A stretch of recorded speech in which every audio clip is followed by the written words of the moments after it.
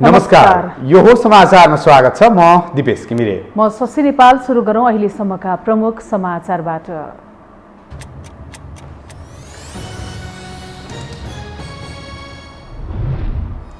उपाध्यक्ष र केन्द्रीय समितिको संख्या बढाउन नेतृत्वलाई एमाले केन्द्रीय सदस्यहरूको सुझाव। एकीकृत समाजवादीको संगठन स्थानीय तहसम्म मजबुत रहेको अध्यक्ष नेपालको भनाई।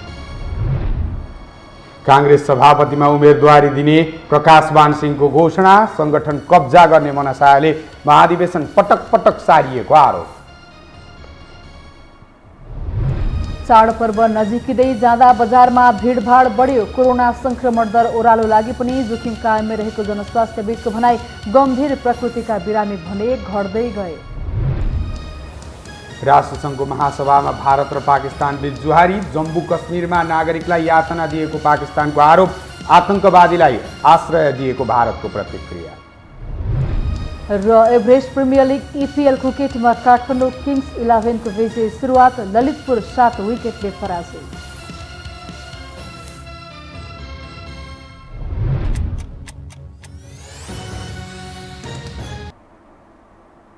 अब समाचार विस्तारमा। नेकपा एमालेको केन्द्रीय कमिटी बैठकमा नेताहरूले उपाध्यक्ष र केन्द्रीय समितिको संख्या बढाउन सुझाव दिएका छन्। एमालेलाई नेकपाकै निरन्तरताको रूपमा बुझ्नुपर्ने र त्यही अनुसार प्रतिवेदन तयार गर्न केन्द्रीय सदस्यहरूले सुझाव दिएका हुन्। यस्तै उनीहरूले पदाधिकारी 2 भन्दा बढी हुन नहुने र कार्यकारी पदमा 2 पटकभन्दा बढी राख्न नमिल्ने व्यवस्था तय गर्न नेतृत्वलाई सुझाव दिएका छन्। हालको विधान संशोधन प्रस्तावमा पोलिट ब्युरो नराख्ने उल्लेख छ, तर समूहगत छलफलमा पोलिट ब्युरो कायममै राख्नुपर्ने आवाज उठेको छ। हाल प्रस्ताव गरिएको विधान संशोधन प्रस्तावमा उपाध्यक्ष 3 जना मात्रै राख्ने उल्लेख गरिएको छ। यसले नेताहरू व्यवस्थापनमा समस्या पर्ने भएकाले कम्तीमा 7 जना उपाध्यक्षको व्यवस्था गर्न नेताहरूले सुझाव दिएका छन्। नेकपा एमालेका उपमहासचिव एवं पूर्व अर्थमन्त्री विष्णु पौडेलले सरकारले गौतम बुद्ध अन्तर्राष्ट्रिय विमानस्थल निर्माणको काम अवरोध गरिरहेको आरोप लगाउनु भएको छ। उपमहासचिव पौडेलले सो विमानस्थलको दोस्रो चरणको काम तत्काल अघि बढाउन पनि सरकारसँग माग गर्नुभयो। रूपन्देहीको भैरहवामा निर्मित उद्योग व्यापार संगठनको कार्यालय भवनको शनिबार उद्घाटन गर्दै उहाँले सो विमानस्थलको कामलाई अघि बढाउनका लागि एसियाली विकास बैंक ADB-सँग शीघ्र सम्झौता गरेर बजेटको आवश्यक व्यवस्था मिलाउन पनि सरकारलाई ढिलाइ नगर्न सचेत गराउनु भयो। सेकेन्ड फेज निर्माणको काममा ADB 7 अर्ब लगानी गर्न तयार भएर बसेको छ। ड्रइङ डिजाइनको एस्टिमेटको कामहरू सम्पन्न भएको छ। अत्याधुनिक टर्मिनल बिल्डिङको डिजाइनको काम सकिएको छ। यो आयोजना अगाडि बढाउनका निम्ति सरकारले कुनै पनि प्रकारको विलम्ब गर्यो भनेदेखि हाम्रा निम्ति त्यो मान्ने हुने छैन। हामी सशक्त ढङ्गले दबाब दिनेछौँ र सेकेन्ड इन्टरनेसनल एयरपोर्टको चाहिँ सेकेन्ड फेजको काम सम्पन्न गर्नका निम्ति सरकारलाई बिना आनाकानी यो चाहिँ काउन्टर पार्ट फन्ड सुनिश्चित गर्न, ADB-सँग शीघ्र सम्झौता गर्न र नयाँ ढङ्गले यो चाहिँ सेकेन्ड फेजको काम सुरु गर्नका निम्ति अगाडि बढाउनका निम्ति हामीले चाहिँ दबावकारी भूमिका निर्वाह गर्नुपर्ने आवश्यकता हुनसक्छ। उपमहासचिव पौडेलले गृह जिल्ला रूपन्देहीलाई देशभरकै नमुना जिल्ला हुने गरी विकास गर्ने र त्यसका लागि आवश्यक बजेटको व्यवस्था आफू अर्थमन्त्री हुँदा गरेको दाबी समेत गर्नुभयो। आजभोलि राजनैतिक दलका शीर्ष नेताहरू सार्वजनिक मञ्चमा मर्यादित र आक्रोश रहित रूपमा प्रस्तुत हुनै छाडेका छन्। उनीहरू गाली बेइज्जतीलाई असहमति प्रकटको माध्यम बनाइरहेका छन्। एक रिपोर्ट। हाम्रा घरका बिरालोहरू शेरबहादुर देउवाका भान्सामा देखिन्छन् नि। अनेक तरिकाले शब्दजाल बुनेर दर्शक श्रोतालाई बिलकबन्दमा पार्ने गरी शीर्ष नेताहरू हिजो आज सार्वजनिक गाली बेइज्जतीमा उत्रिने गरेका छन्। जसमध्येका एक खप्पिस पात्र हुन् नेकपा एमालेका अध्यक्ष KP शर्मा ओली। यति साह्रो लाज शरम पचेको मान्छे माधव नेपाल जस्तो मान्छे जिन्दगीमा कहीँ पनि देखाएको। एमालेबाट भर्खरै मात्र विभाजित बनेर नेकपा एकीकृत समाजवादीको अध्यक्ष बनेका माधव कुमार नेपाल प्रति ओलीले तल्लो स्तरमा झरेर लाज पसेको भन्ने अभिव्यक्ति दिएका थिए। कुरा यही रोकिँदैन। बिहिबार माधव नेपाललाई सोझै ताकेर बोलेका ओलीले माधवले बिकाउ माल खोजिरहेको टिप्पणी समेत गरे। पदाधिकारी अलिकति ठाउँ भरिया छैन, किनभने मान्छे खोज्दै हुनुहुन्छ उहाँहरू। कोही बिकाउको माल कतै छ कि कसैलाई तान्न सकिन्छ कि यो पद दिन्छु भनेर तान्न सकिन्छ कि खोज्दै हुनुहुन्छ तर त्यो पुरा भएको छ। मान्छे छैन, राख्नु चाहिँ राख्ने अरे भएमा। योभन्दा अघि पनि ओलीले नेपाललाई गद्दार, देशद्रोही, राक्षस, के जातिलाई घिउ नपचेको, हरिया साप, कुहिएको फर्सी हुँदै उम्रिन नसकेको पिउँसो र कुहिएर झरेको पातसम्म बनाएका छन्। एक दुईटा पात खस्दैमा पिर मानेर रुख ढल्दैन, एक दुईटा पात पहिलिएर झर्छन्। राजनीति, समाज र सभ्यताको दोहोलो काट्दै गाली गलौजमा केपी ओली मात्रै उत्रिँदैनन्। उनले गाली बेज्जती गरिरहने माधव नेपाल पनि बेला बेला सन्किन्छन्। उनले अहिलेसम्म ओलीलाई दम्भी, अहङ्कारी, घमण्डी, निरङ्कुश, बेखण्डकारी र गफाडी जस्तो भाषा प्रयोग गरेका छन्। कस्ता कस्ता कहाँ आए केपी ओली मेरो सामने। त्यस हुनाले केपी ओलीसँग लड्ने कुरा कुनै ठुलो गाह्रो कुरा होइन। यिनका 2 दिनका चुरी फुरीहरू हावा खुस्किनेछ। केपी ओली बिमाले हुन्, सीमाले हुन्। उस्तै अर्का खप्पिस पात्र हुन् माओवादी केन्द्रका अध्यक्ष पुष्पकमल दाहाल प्रचण्ड। तत्कालीन नेकपाको विभाजनदेखि माधव नेपाललाई फरक पार्टी बनाउनसम्म सघाएको बताउने प्रचण्डको मुखबाट मूलत केपी ओलीका लागि गालीको वर्षा हुन्छ। अहिले त ओलीको टाउको फोड्नेसम्मको अभिव्यक्ति दिएर कार्यकर्तालाई उत्तेजित पार्ने काम गरिरहेका छन्। लट्ठी लिएर आएपछि हामी पनि लट्ठी लिएर जाने, बक्सिङ लिएर आयो भने हामी पनि बक्सिङ लिएर जाने। तर ठोक्ने गुन्डाहरूलाई, भ्रष्टहरूलाई चाहिँ टाउको उठाउन नदिने। यी दुवै नेतामा एकअर्काको गाली बेइज्जती शून्य र तत्काल जवाब फर्काइहाल्ने गजबको खुबी पनि छ। यसअघि पनि नाटकै हो, नौटङ्की नै हो भन्ने उनीहरूको अभिव्यक्ति यत्र तत्र सर्वत्र थियो। अहिले प्रचण्डलाई ओलीले भैँसी र भेडाभन्दा काम नलाग्ने मान्छे, छट्टु, राक्षस र धोकेबाजसम्म भनिरहेका छन् भने प्रचण्डले पनि भ्रष्ट, जाली, झेली र छलीसम्म भनिरहेका छन्। धोकेबाज नेता हो,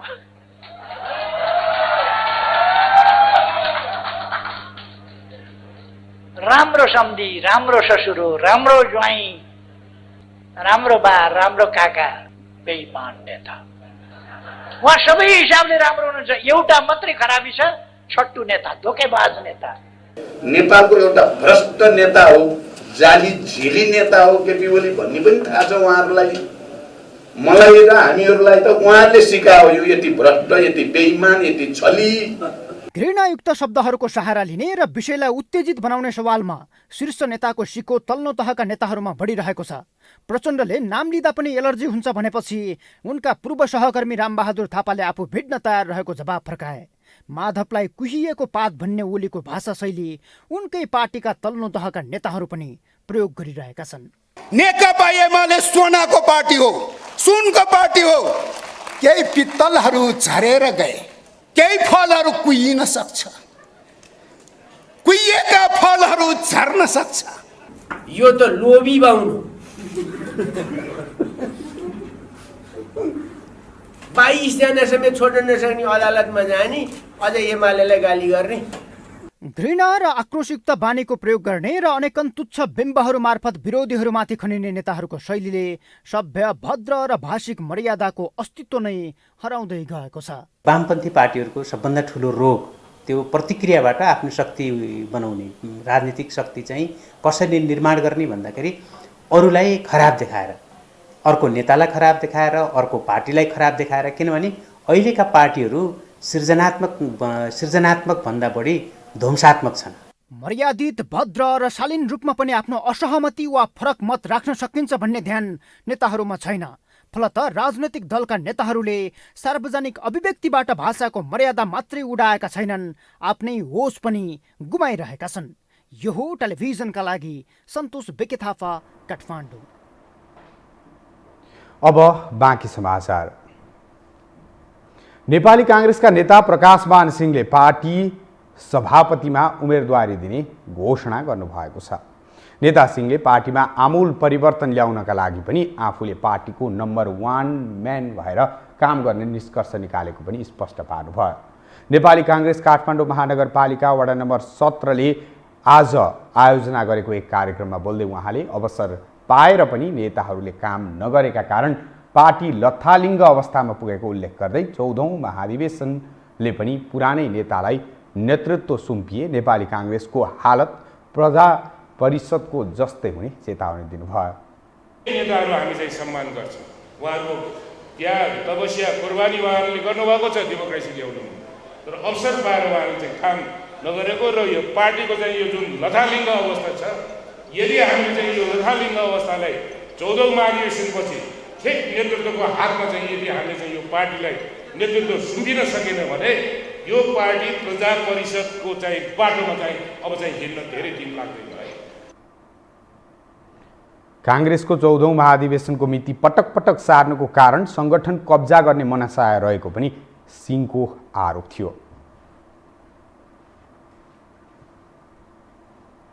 क्रियाशील सदस्यता विवादका कारण नेपाली काङ्ग्रेसको 14औं महाधिवेशनको तालिका पटक पटक गर्दै 7औं पटक प्रभावित बनेको छ, जसले गर्दा नेतृत्वका लागि आकांक्षा देखाएका र उम्मेदवारी घोषणा गरेका नेताहरू नै सेलाउन थालेका छन्। एक रिपोर्ट। 13 जिल्लाको विवाद कायमै राखेर वडा अधिवेशन सम्पन्न भएका जिल्लामा नेपाली कांग्रेसले शनिबारदेखि पालिका अधिवेशन सुरु गर्यो।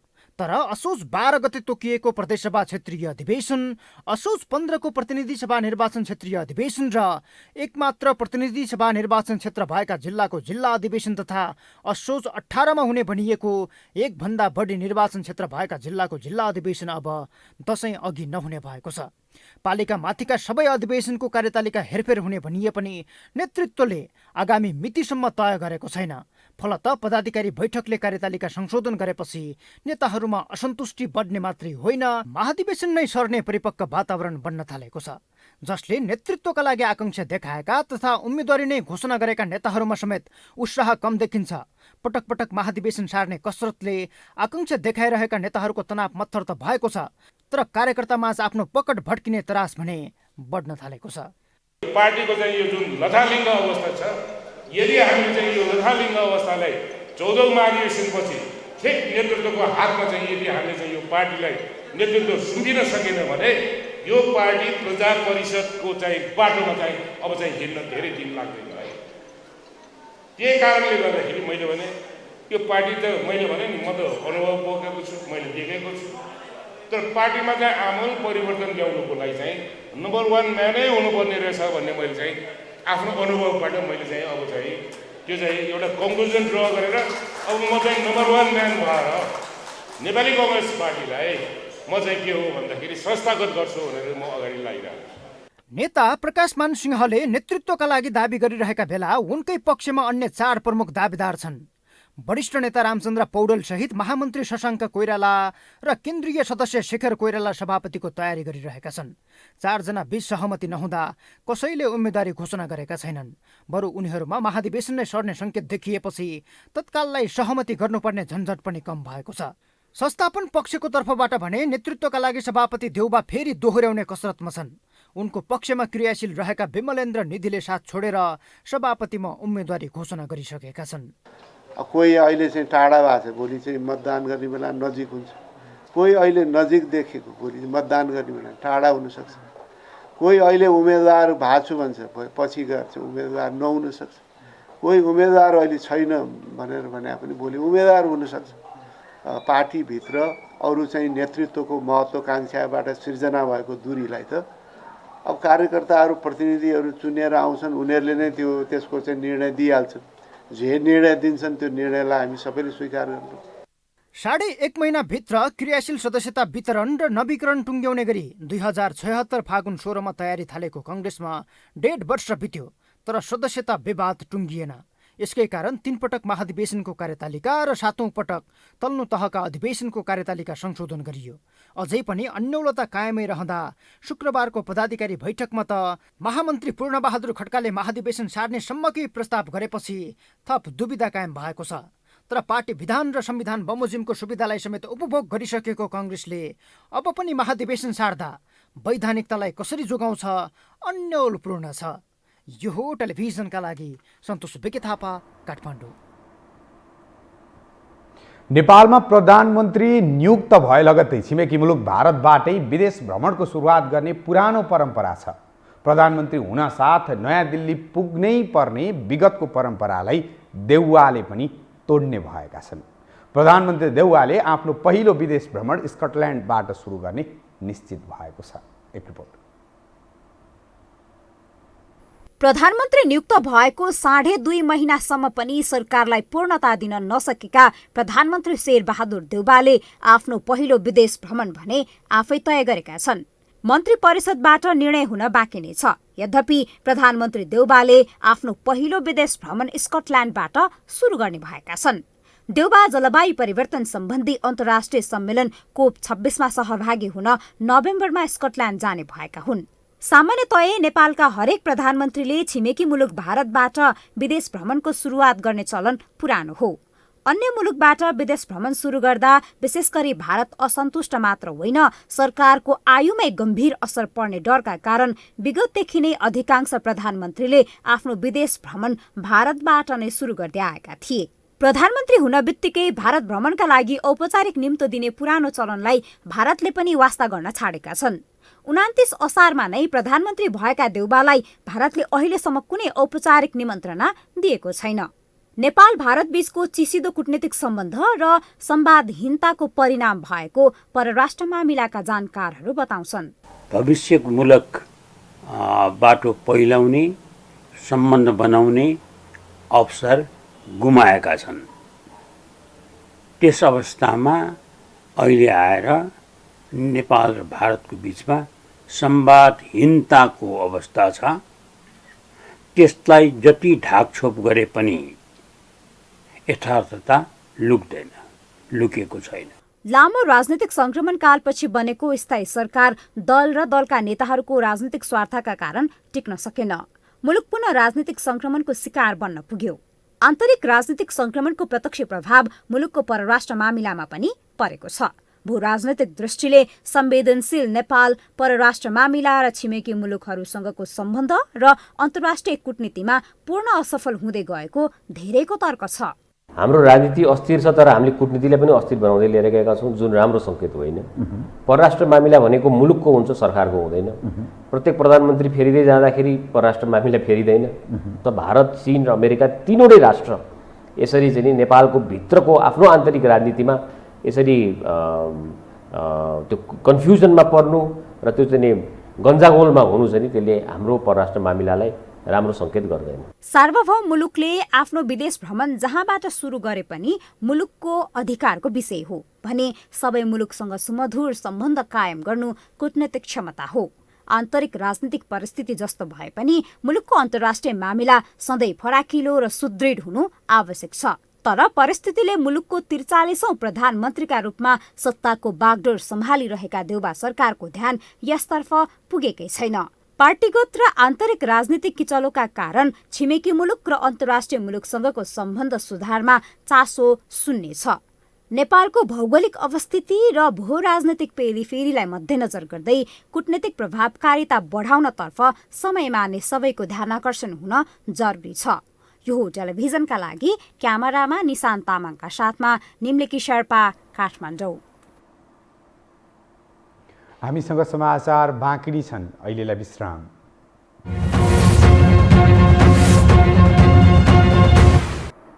विश्रामपछि स्वागत छ। अब बाँकी समाचार। नेपालमा पछिल्लो 24 घण्टामा थप 953 जनामा कोरोना संक्रमण पुष्टि भएको छ। 10,579 वटा स्वाब नमुनाको परीक्षण गरिएकोमा 993 जनाको नतिजा पोजिटिभ आएको हो। यो अवधिमा कोरोनाका कारण 6 जनाको मृत्यु भएको पुष्टि भएको छ। यो सँगै नेपालमा कोरोनाका कारण मृत्यु हुनेको संख्या 11,087 पुगेको छ। पछिल्लो 24 घण्टामा देशभर 1,371 जना निको भएका छन्। यससँगै नेपालमा कोरोना मुक्त हुनेको संख्या 7,59,875 पुगेको छ। हाल देशभर सक्रिय संक्रमितको संख्या 19,700 रहेको स्वास्थ्य तथा जनसङ्ख्या मन्त्रालयले जनाएको छ।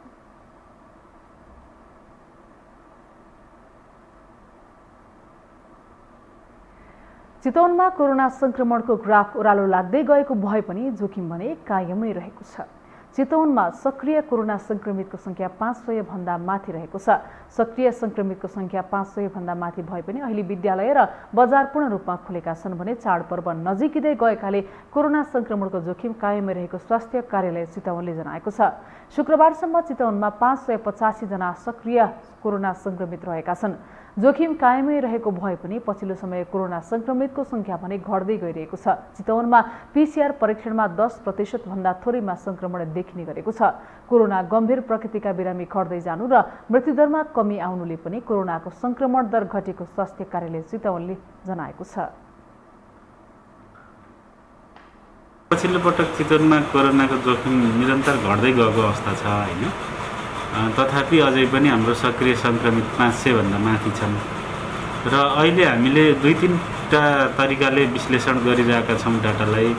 अहिले हाम्रो परीक्षण प्रति 100 जनामा पीसीआर परीक्षणबाट चाहिँ 10% भन्दा कम, 10 जना भन्दा कममा चाहिँ पोजिटिभ आएको छ। त्यो एउटा चाहिँ कोरोनाको अहिले घट्दो सङ्क्रमणको अवस्था त्यसले पनि बताइरहेको छ भने अर्को अस्पतालमा चाहिँ सिरियस भएर भर्ना हुने दरमा पनि अहिले नयाँ भर्ना दरमा कमी आएको छ, व्यापक कमी आएको छ र डिस्चार्ज बढेर गएको छ। अहिले पछिल्लो पटक अस्पतालका बेडहरू पनि खाली हुने क्रम जारी छ। चितवनमा कोरोना संक्रमणको रोकथाम र न्यूनीकरणका कामहरू पनि भइरहेका छन्। चितवनमा हालसम्म 2,70,000 बढीले कोरोना विरुद्धको खोप लगाएको उल्लेख गर्दै तिवारीले खोप लगाएका मध्ये 1,50,000ले पुनः खोप पाइसकेको बताउनु भयो।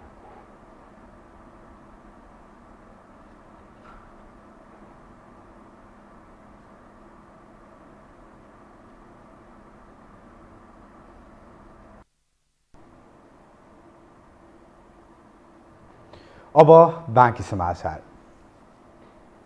गत मंगलबार बुढालीलकण्ठ नगरपालिका 12 कपनको ढलमा खसेर बेपत्ता भएका 10 वर्षीय बालक अझै फेला परेका छैनन्। बेपत्ता भएको बालकलाई स्थानीयवासी, नेपाल प्रहरी, सशस्त्र प्रहरी, महानगरपालिका लगायतले खोजी गरिरहेका छन्। यता स्थानीयवासी भने सम्बन्धित निकायको लापरवाहीले गर्दा यस्तो दुर्घटना हुन पुगेको बताउँछन्। एक रिपोर्ट। कपन क्षेत्रमा गत मंगलबार राति 8 बजेतिर मुसलधारे वर्षा भएको थियो। काठमाडौँ महानगरपालिका र बुढानीलकण्ठ 12 कपनको सिमानामा पर्ने मिलनचोकको सडकको बीच बाटोमा ढल छ। त्यहाँ हिँड्दा हिँड्दै 10 वर्षीय बालक उज्जवल विश्वकर्मा ढलमा खसेर बेपत्ता भए। तर 5 दिन हुँदा पनि उनलाई भेट्न भने सकिएको छैन। उज्जवल 11 महिनाको हुँदा आमाले छुटिन्। त्यही बेलादेखि बुबा पनि साथमा छैनन्। बुबा कहाँ छन् कसैलाई थाहा छैन। उज्जवललाई हजुरबुवा, हजुरआमा र फुपूले हुर्काएका हुन्। सुकुम्बासी बस्तीमा हजुरबुवा हजुरआमा बस्छन् भने फुपू अनिता विश्वकर्मा कोइराला कपनको खरिबोटमा बस्छिन्। कपनको खरिबोट स्थित फुपू अनिता कोइरालाको घरमा बसिरहेका उज्जवल हजुरबुवासँग 7 तलेमा रहेको घरमा फर्कँदै थिए। तर घर पुग्न नपाई उनी ढलमा खस्न पुगे। बस्ने त 7 तलेमै हो, तर त्यो दिन चाहिँ 2-3 दिन अगाडि मेरोमा बसेको थियो माथि खरिबोट बस्नुहुन्थ्यो। अनि त्यो दिन चाहिँ बुवा जानुभएको कारणले गर्दाखेरि बुवालाई देखेपछि अब आमाबाट 7 तले यहाँ घरमा आउँछु भनेर भन्यो। अब बच्चा हो अलिक जिद्दी गरेर भनेको भएर चाहिँ जान त आमालाई भेटेर आइज भनेर चाहिँ मैले बुवाको साथमा चाहिँ खरिबोटबाट चाहिँ यहाँ 7 तले बुवासँग पठाएको। मुसलधारे वर्षा भएपछि रमाउँदै आइरहेको उज्जवल मुख नछोपिएको ढलमा खसेर बेपत्ता भएको प्रत्यक्षदर्शी बताउँछन्। ए भाइ भाइ भनेर रोक्दा पनि त्यो बच्चाले चाहिँ जम्पिङ गरेर त्यो पुल र त्यो बराबर होला भनेर पानीमा बच्चा खसि नै हाल्यो। मलाई एकदम टेन्सन भयो। अब चारैतिर पसल बन्द हुँदै गइसक्यो त्यो बच्चालाई।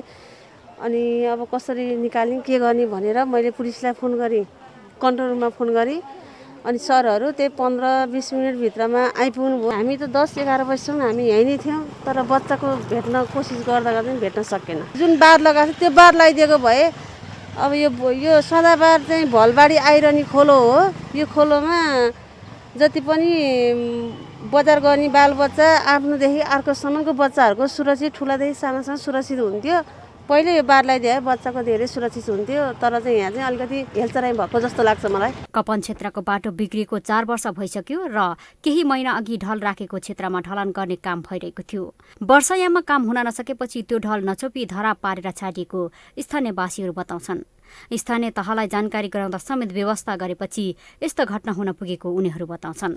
अब यसपालि यहाँ आएर टुङ्ग्यो। अब यो जनप्रतिनिधिहरूले गल्ती गरेको भन्नु कि सडक विभागको मान्छेले गल्ती गरेको कि यो ठेकेदारले गल्ती गरेको हो कि अब हामी पनि अलिकति मूर्ख नै भयौँ। हामीले पनि यो गर्नै पर्छ भनेर भने अब त्यति बेला हामी सबै मिलेर टोलवासी मिलेर गरेको भए यिनीहरू गर्न कर लाग्थ्यो हो।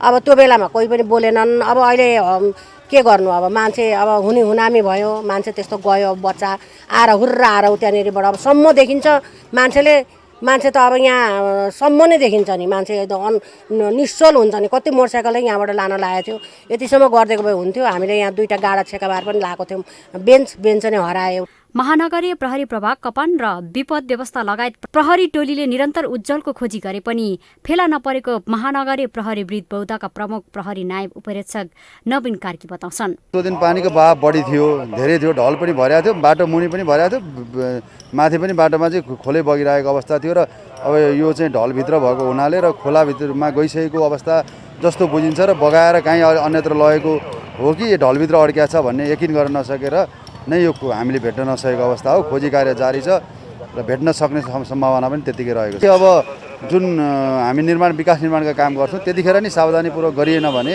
यस्ता घटना दोहोरिरहन्छन् र यसमा सबै निकायहरू चाहिँ सचेत हुनु जरुरी देख्छ। सडकमा विकास निर्माणका काम अधुरै छाड्ने र त्यहाँ संकेत चिन्ह समेत नराख्ने प्रवृत्तिले गर्दा यस्ता घटना घटिरहेका छन्। यो सब लापरवाहीकै कारणले नै बालकले ज्यान गुमाउनु परेको नेपाली कांग्रेस वडा नम्बर 10 एकाइ सभापति शेरबहादुर श्रेष्ठ बताउँछन्।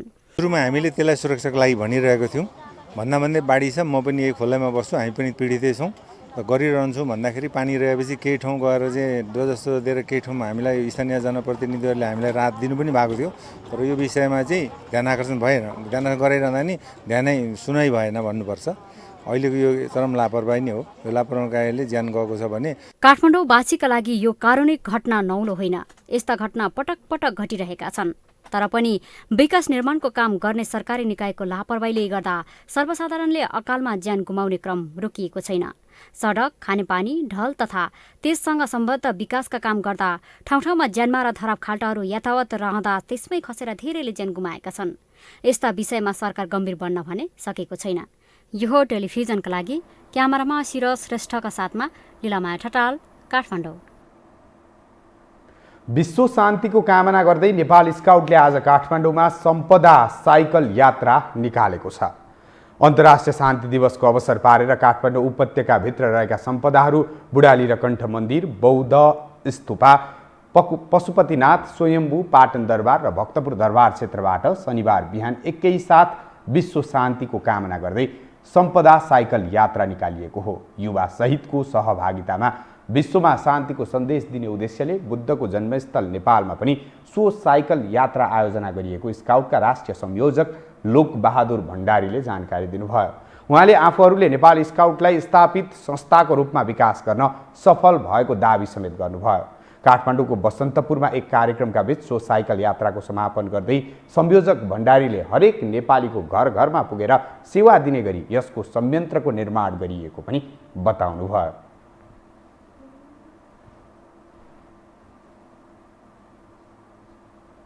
र युवाहरूले शान्तिको ध्वनिलाई प्रतित्व गर्न सक्छ, शान्तिलाई आफ्नो आत्मादेखि प्रतित्व गर्दै नेपाल स्काउटको एउटा स्लोगनको रूपमा अगाडि बढाउन सक्छ भन्ने मान्यतालाई हामीले स्थापित गर्नका लागि हामीले हेरिटेज टु हेरिटेज हामीले हाम्रो पुरातात्विक प्राकृतिक सम्पदाहरूलाई टच गरेर बसन्तपुरको यो हाम्रो केन्द्रीय हामी बसन्तपुरमा आज हामी यो एउटा चाहिँ हेरिटेज प्लाजाको रूपमा यसलाई हामी आज यहाँ सम्बोधन गर्नका लागि शान्ति दूतको ध्वनिलाई बुलन्द गर्नका लागि उपस्थित भएका छौँ। साइकल यात्रामा निस्केकाहरूले नेपालको राष्ट्रिय झण्डा र शान्तिको सन्देश विश्वमा फैलाउने सन्देश दिने खालका टी सर्ट प्रदर्शन गरेका थिए।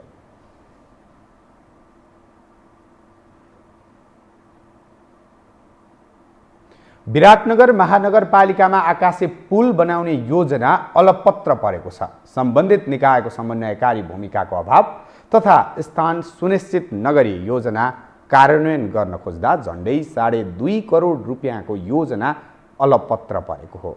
एक रिपोर्ट। विराटनगर महानगरपालिकाको कोशी राजमार्गका विभिन्न 3 स्थानमा आकाशे पुल बनाउने योजना चर्चामा आएको पनि झण्डै 3 वर्ष पुगेको छ।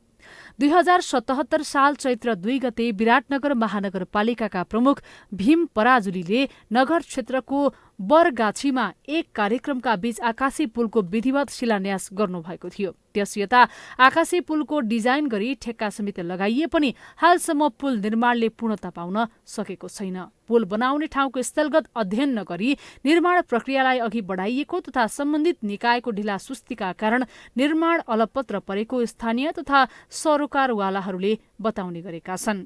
मुख्य गरी अब यो आकाशे पुल जुन बनाउने कुरा छ त्यो विराटनगरको आवश्यकता हो कि होइन भन्ने कुरा मुख्य कुरा हो हैन। आज जनताले हिजो शिलान्यास गरेको ठाउँमा आज जनताले अवरोध गरिरहेछन्, यहाँ हामीलाई आवश्यकता छैन, यहाँ बनाउन पाइँदैन भन्दैछ।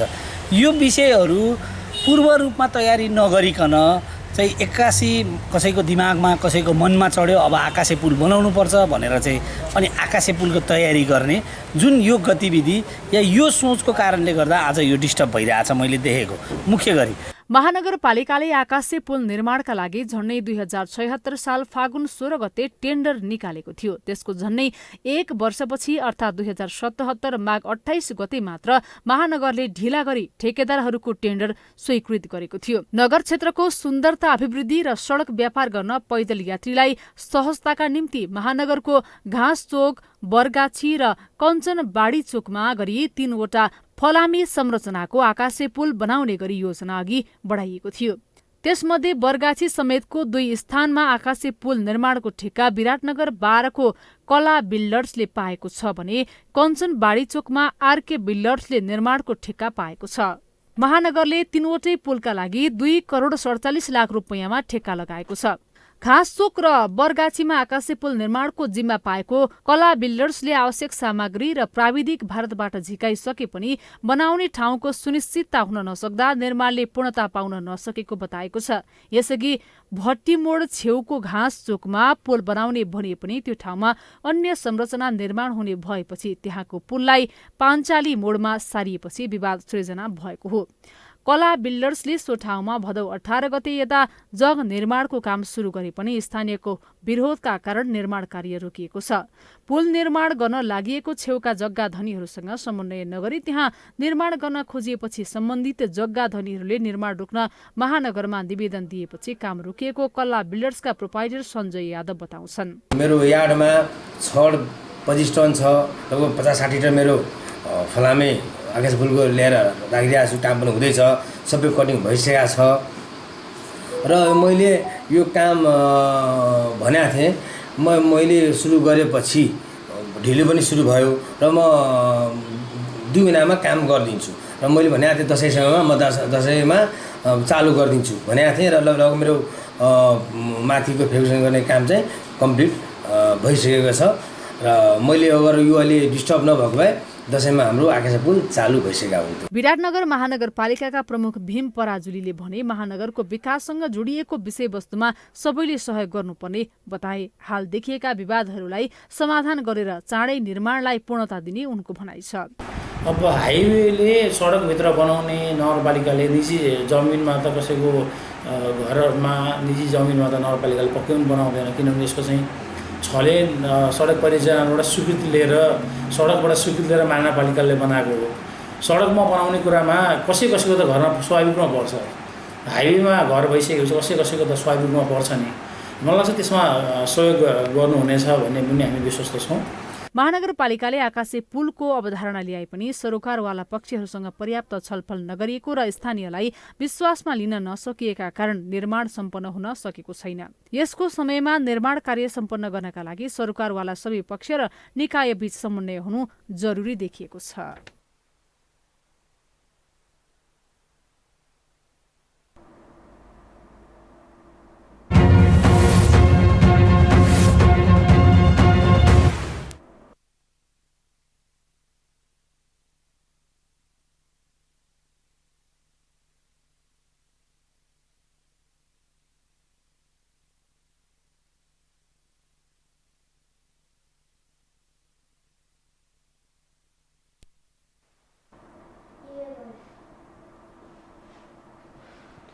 नाडाको 45औं वार्षिक साधारण सभाको मिति तय भएको छ।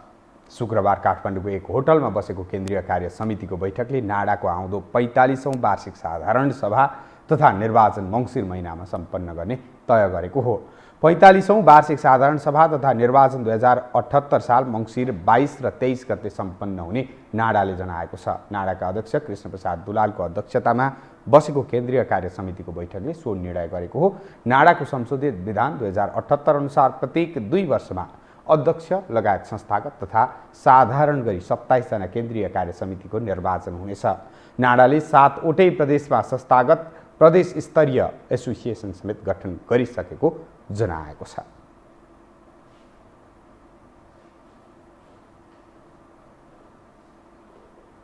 हामीसँग अन्तर्राष्ट्रिय र खेल समाचार बाँकी नै छन्। अहिलेलाई विश्राम।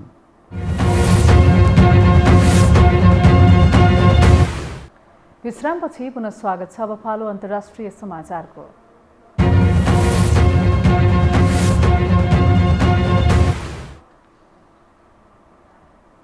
संयुक्त राष्ट्रसङ्घको 76औं महासभामा भारत र पाकिस्तानले एकअर्कालाई गम्भीर आरोप लगाएका छन्। महासभालाई सम्बोधन गर्दै पाकिस्तानी प्रधानमन्त्री इमरान खानले भारतले जम्मू कश्मीरमा मानवाधिकारको गम्भीर उल्लङ्घन गरिरहेको र 9 लाख जना सैनिक परिचालन गरेर नागरिकलाई यातना र त्रास फैलाएको आरोप लगाए। पाकिस्तानी प्रधानमन्त्री खानले कश्मीरमा नेताहरूलाई जेलमा राखेको र इन्टरनेट तथा सञ्चार माध्यममा प्रतिबन्ध लगाएर भारतले चरम तानाशाही शासन गरिरहेको आरोप लगाएको बीबीसीले जनाएको छ। पाकिस्तानले भारतसँग शान्ति चाहे पनि भारतले जम्मू कश्मीरमा देखाइरहेको रवैयाले भारत र पाकिस्तान मात्रै नभई पुरै दक्षिण एसिया शान्त हुन नसक्ने खानको भनाइ छ। पाकिस्तानी प्रधानमन्त्री खानको जवाफमा भारतले पाकिस्तानले अन्तर्राष्ट्रिय आतंकवादी संगठनलाई आश्रय दिएको आरोप लगाएको छ। भारतको अभिन्न क्षेत्र भएको दावी गर्दै भारतले जम्मूको बारेमा लगाएका आरोप कुनै सत्यता नरहेको बताएको छ।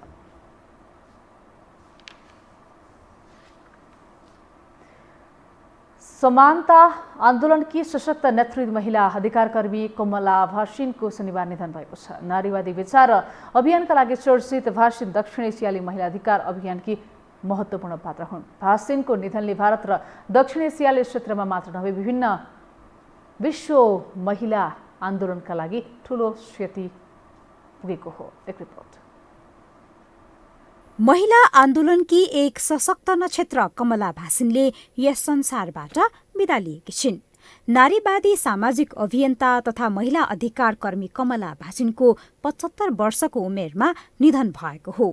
उनको निधन भारतीय महिला आन्दोलनको क्षेत्रमा मात्र नभई दक्षिण एसियाली महिला आन्दोलनका लागि ठूलो क्षति हो। महिला अधिकार प्राप्तिका लागि भासिनको योगदानको गुणगान सायदै अपुग होला। भासिनको निधनले समग्र महिला अधिकार र आन्दोलनको क्षेत्रमा ठूलो धक्का पुगेको छ। भासिनको निधनले भारतको मात्र नभई दक्षिण एसियाको महिला आन्दोलनमा अपूरणीय क्षति पुगेको अधिकार कर्मीहरूले बताएका छन्। भासिनको जन्म सन् 1956 अप्रिल 24 तारिखमा हाल पाकिस्तानमा पर्ने तत्कालीन मन्दी बाहुद्दिन जिल्लामा भएको थियो। राजस्थान युनिभर्सिटीबाट स्नातक उत्तर गरेपछि जर्मनीको मन्स्टर युनिभर्सिटीबाट विकास समाजशास्त्रमा उच्च शिक्षा अध्ययन गरेकी भासिन सन् 1970 देखि नै महिला अधिकार र समानताका पक्षमा वकालत गरिरहेकी थिइन्। 1976 देखि 2001 सम्म संयुक्त राष्ट्र संघको खाद्य तथा कृषि संगठनमा कार्यरत हुने संयुक्त राष्ट्र संघबाट राजीनामा दिएर संगत नामक दक्षिण एसियाली सञ्जाल स्थापना गरी भारतमा मात्र नभई दक्षिण एसियामा लैंगिक समानता, शिक्षा, गरिबी निवारण, मानवाधिकार र शान्तिको लागि उनको योगदान अतुलनीय छ। पितृसत्ता एक समाज व्यवस्था है। Patriarchy is a social system, यानी मेरे माँ बाप जिन्होंने अगर मुझे रोका तो खराब लोग नहीं है, वो एक सिस्टम के अंदर बंधे हुए हैं। अगर मेरी यूनिवर्सिटी में पेट्रियार्की है, पुलिस थाने में पेट्रियार्की है, तो वो सब एक सिस्टम का हिस्सा है। तो पेट्रियार्की एक सिस्टम है, ये कोई मेरे पिताजी का रूल नहीं है या मेरे पति का रूल नहीं है या मेरा रूल नहीं है। कमला भासिनका लेखहरूमा पनि सामाजिक विभेदको विद्रोह पाइन्छ। महिला र पुरुष बीचको विभेदलाई खरो विश्लेषण गर्थिन्।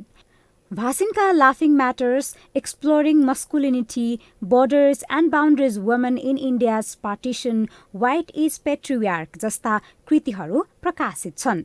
क्योंकि मैं लड्की हूँ मुझे पढ्ना है कविताको चर्चा अझ व्यापक छ। समाजमा रहेका गरिबी वर्ग सङ्घर्ष हुँदै पितृसत्ता र पितृसत्ताभित्र महिला पुरुषको सम्बन्ध र विभेदबारे बुझ्दै सामाजिक विद्रोह गर्ने कमै पात्रामा भासिङ पर्सिन्। समानता र महिला अधिकारका क्षेत्रमा भासिनको विद्रोह र समाज परिवर्तनका लागि उनले खेलेको भूमिका साँच्चीकै उदाहरणीय मानिन्छ। यो टेलिभिजनका लागि निम्लेकी शर्पा, काठमाडौँ। अब पालो खेल समाचारको।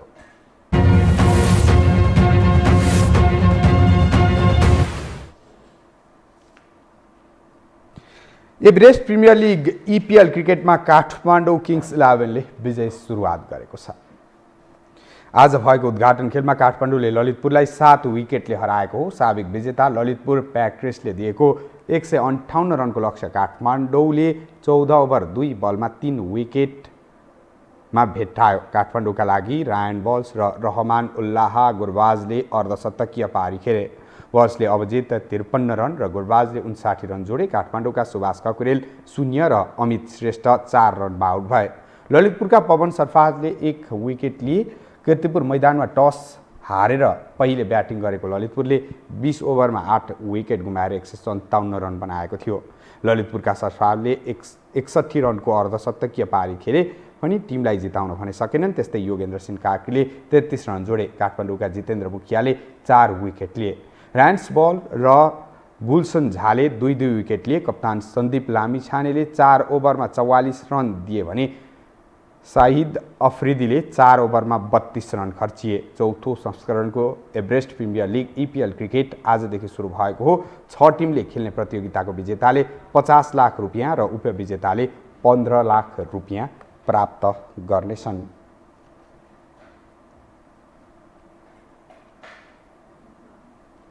खेल समाचारसँगै हामी यो समाचारको अन्त्यमा आइपुगेका छौँ। बिदा हुनु अघि प्रमुख समाचार पुनः एकपटक।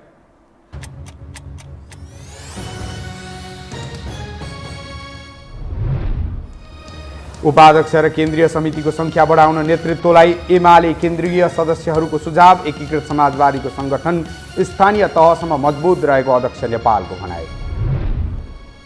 कांग्रेस सभापतिमा उम्मेदवारी दिने प्रकाशमान सिंहको घोषणा। संगठन कब्जा गर्ने मनसायले महाधिवेशन पटक पटक सारिएको आरोप।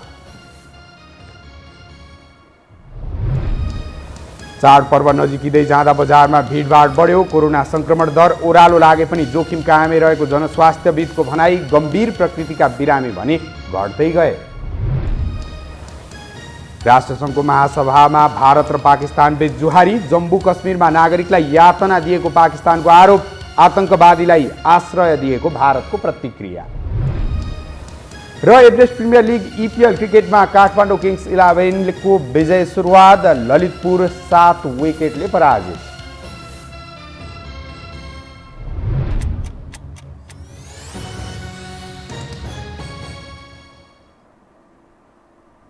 हवस् त यो हो समाचार सकियो। तथ्यसहितको निष्पक्ष समाचारका लागि यो हो टेलिभिजन हेर्दै गर्नुहोला। नमस्कार।